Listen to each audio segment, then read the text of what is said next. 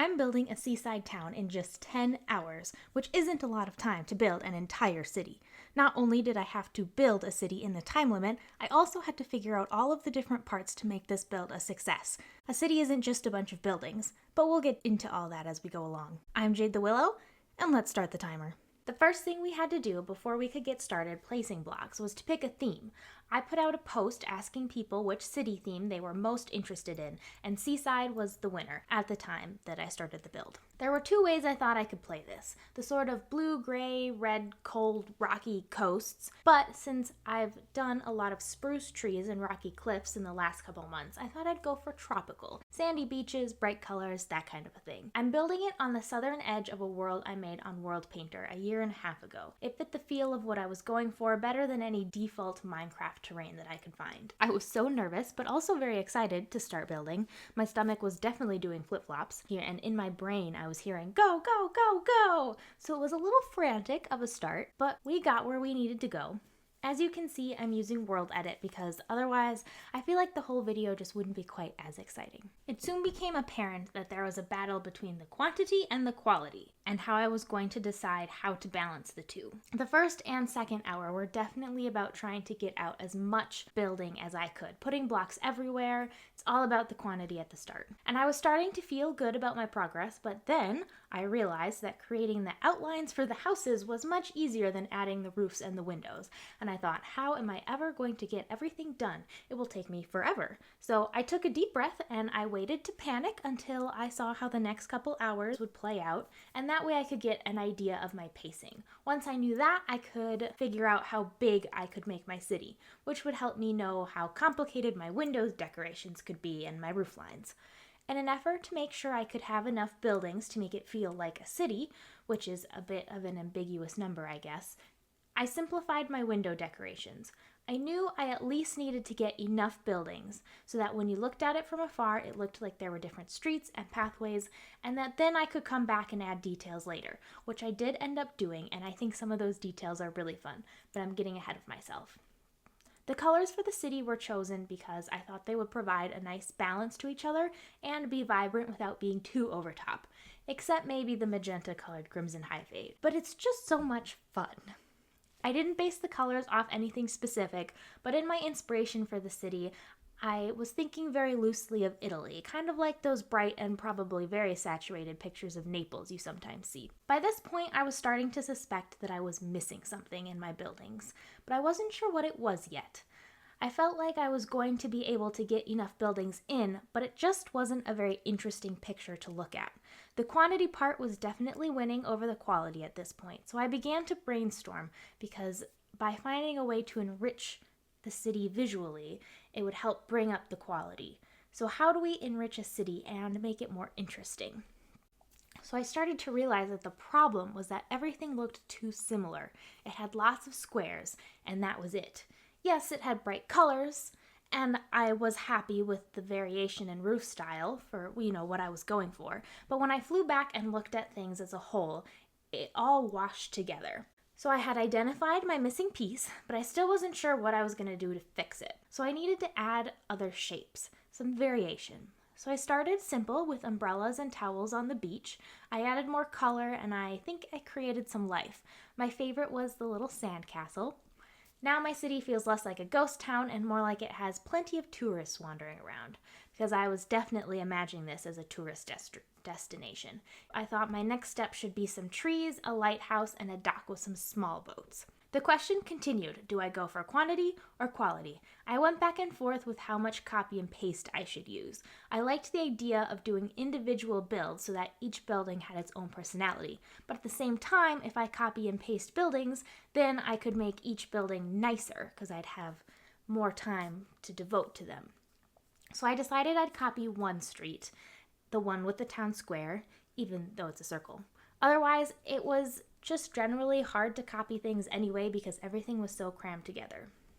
And then I started to decorate a little bit, especially along the walkway near the beach, which made a huge difference in the town. So I was finding myself in desperate need of some trees by this point, and as I mentioned, trees were one of my next steps.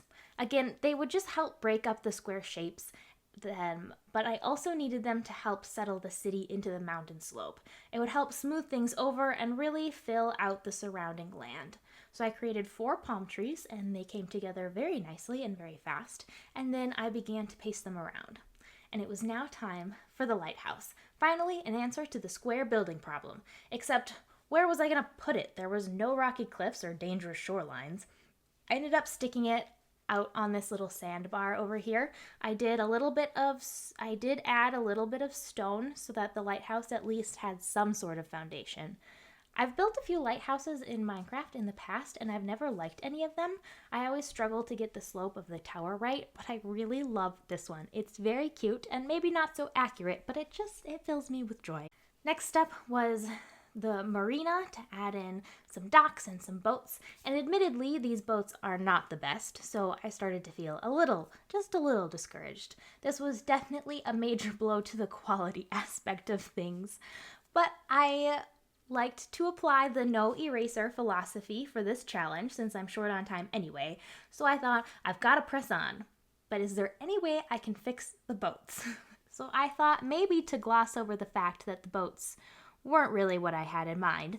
The quantity was the key here. If I just put out a lot of boats, you'll focus less on how awkward they are and more on the fact that this town has lots of boats. In retrospect, I think adding a cruise ship that would be anchored far offshore would have been something fun, but I wasn't sure at the time if I would be able to finish it. And I really didn't want a half-finished cruise ship sitting outside a city. That would be very ominous, especially if it meant I didn't have time to finish the city itself. Hour 6, I was definitely feeling in the groove of the build, and I still had a few ideas that I wanted to make sure got built, both in terms of structure and details, like some chairs and tables and an outdoor cafe. And I'll just interrupt myself for a moment to say if you're enjoying this video, consider leaving it a like and subscribing. Thanks! So, in continuing to try to change up the square structure and add some other points of interest to the city, I wanted to add in a market, though a better idea for structures was forming in my mind. I didn't decorate the market at all, which might have been fun, but at this point I wasn't really sure how long it would take me to get all of the details I wanted to do done, and then I never ended up coming back to it. But I like to imagine it's got little trinkets and jewelry with shells. I also decided to add more to the boardwalk, so there's one on each side of the city. I think it adds a really nice feel to the place, and it suggests that the city continues on beyond what you can see. And it just hints a little bit more at life and movement. And of course, I continued to paste in more trees around the island and between the houses. Putting trees around the houses made the city feel a little bit more lived in and integrated into the land, and I just kept coming back to that throughout the whole process. Especially as I built more buildings, I had more spaces for trees. I decided I had enough time to add in a few little details, and we all know details bring things to life, and help bring up the quality. To fit in with the colorful, fun feelings of the rest of the town, little strings with banners were hung up around the city. I didn't go crazy with the amount, but they helped create a nice environment. Only 3 hours left, and I thought I was in desperate need of a statement piece that wasn't a square. Something to change the building shapes, like an old church or a castle at the top of a hill. This is what I've been searching for. Now, ironically, the first thing that I built was indeed a giant box, but it was at least made out of a different material and so much larger than the house is. I built an old cobblestone fort. I think it looks nice in the distance, and it helps make the cityscape a little bit more unique. Now, what I added next was a real showstopper. Okay, it's not that amazing, but I do think it's one of my favorite parts of the build. It's sort of a church or town hall. Again, I chose a different block type that I hadn't used elsewhere to help emphasize the building. I wanted it to be all curved edges, so we have the main part, 2 towers, one of which has a very silly bell at the top. I added a few details to make it look nicer because I thought since it stands out so much, it deserved a little extra time and attention. And some greenery, which I then added to other parts of the city.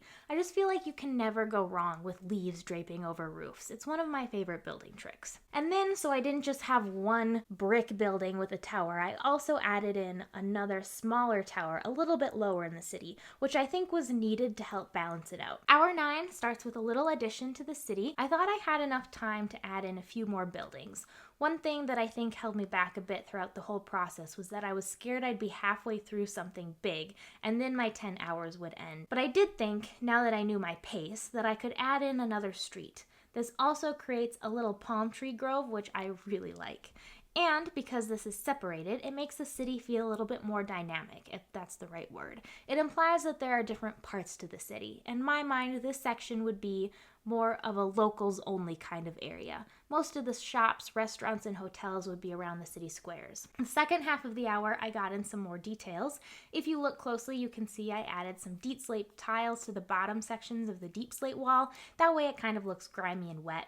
And then I added some more block variations to a few of the other houses. I added cyan concrete dots to the light blue concrete, just to change it up a little bit. Then I added smooth quartz to the tops of the white concrete buildings, and it kind of serves as a highlight, or maybe it's a little sunspot where it's been worn down. And then I added in green terracotta to lime terracotta. Maybe it's just dirty because it's near the street, but either way, it gave the building some more character. The last hour I built with all the speed I could muster. With a project like this, you're trying to get as much done as you can, and so the last hour I felt a little paralyzed about not wanting to start something big, but also not wanting to waste the entire time placing bone meal around or something else equally inconsequential.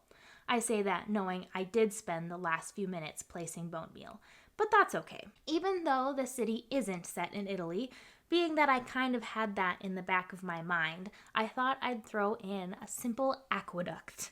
The silhouette helped add to the city even more, and now it's bookended with cobblestone on each side, which is kind of fun, and it just gives the place a little bit more history. And then the other thing I decided to do last minute was to add something up on the hill in the empty space. I thought I could do something more with a rounded shape, and I was thinking about domes when I decided to do a little pavilion.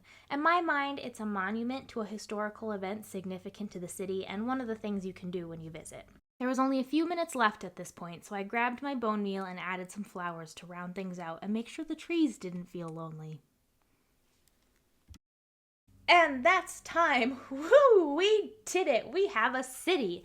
Definitely focused on the quantity of the builds, but I think trying to make a city in a 10-hour time period, we got enough detail that it looks nice. A city isn't just its buildings, it's the story behind them. And as a builder, you've got to combine all of those things together.